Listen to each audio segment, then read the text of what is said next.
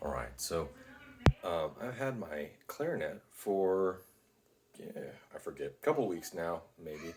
I've been practicing on and off like every other day, maybe 20 minutes or something. I get the thing that gets the most tired is my thumb joint from this thumb rest. It puts quite a bit of strain on it. So I did get a neck strap, which does help significantly. I accidentally got the junior version, so it's a little short on me. But I am feeling like I'm ready to go to the second octave, and I so I don't. I still haven't looked at any of the music, and I'm kind of learning it like a low whistle. But it's got the six open holes, and to make an octave,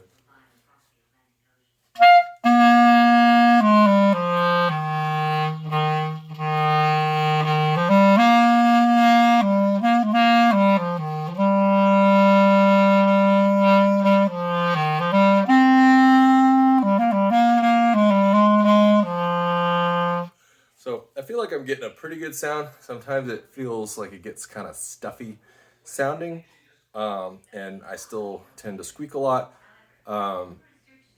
But I'm getting.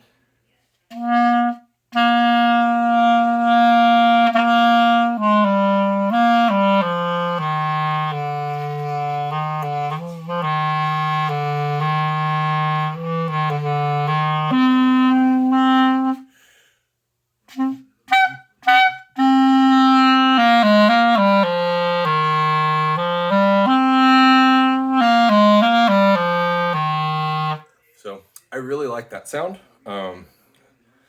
So I just figured I would make a little update to say that it's coming along. Oh, I also got a little teeth pad thing since my teeth were hurting after the first thing. I'm trying not to put excessive pressure on the top teeth. The very first thing I think I was trying naturally I was trying to do like a double lip embouchure, and I ended up getting like little sores under my like pressure sores under my top lip. I guess from pushing against my teeth. And so I've heard that you can do double lip embouchure, or your top lip goes under your teeth a little bit. But it sounds like the standard way to learn is with your teeth gently resting on the top of the mouthpiece.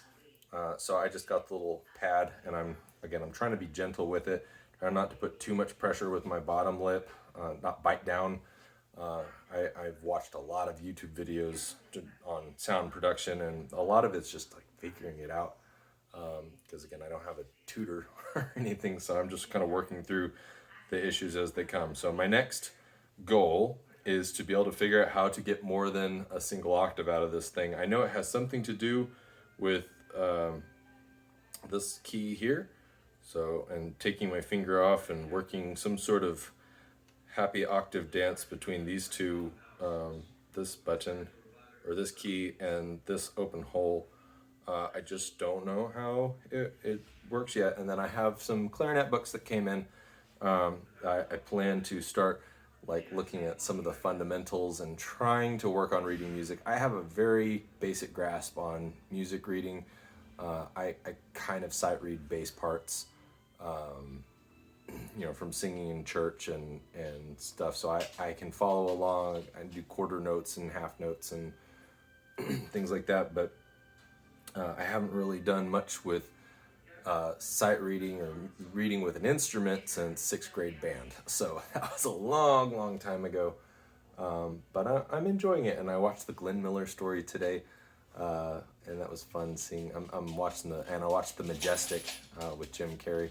So those have clarinet appearances, and I'm like, ooh, that's a clarinet. So it's fun. That's definitely the goal eventually, is to be able to play that kind of big band swing music from the 30s and 40s, and hopefully I can get there and get to the point where I can sight read music pretty well, and where I can use all of these keys.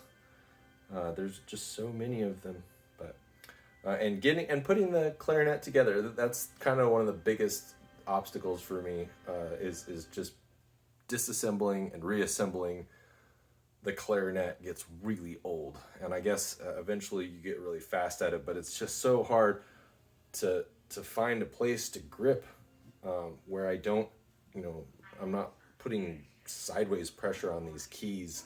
So I'm trying to, some of the corks can be kind of tight. So like taking this piece apart is a trick, and then getting the barrel on can be kind of sketchy. Not as bad, but like when I'm trying to take these two pieces apart, it just doesn't seem like there's any place to really, you know, get a good grip without grabbing a key. And so I think that's probably something that just comes with practice, and then disassembling the whole mouthpiece, just because there's so much moisture that gets into it. That's something that I have to dry it, like swab it out, and do a lot of things that I never really bother with the whistle. Whistle, you kind of shake it out, and I let it air dry. Rinse it out with some water every once in a while. This thing is quite a bit more energy expended in trying to maintain it, and I let it air dry a little bit and then close the case, and we're done. But it's coming along, and it's not quite as bad as it was before. But I tend to leave them around, and I'll pick them up and I'll play them a little bit. This one takes a little bit more, like, I am going to practice my clarinet now, and I have to assemble it, and it's a much more, it's a bigger ordeal. So it's been harder for me to consistently practice, but that's where I am. So if you're following along, it's exciting. It's a nice sound. I think it's cool that you can get such a deep resonant tone out of this, even though it's about the same size as like a low D whistle. It goes significantly deeper, which I want to say that I haven't looked at it with a tuner, but I think that the lowest note is maybe a low F. This.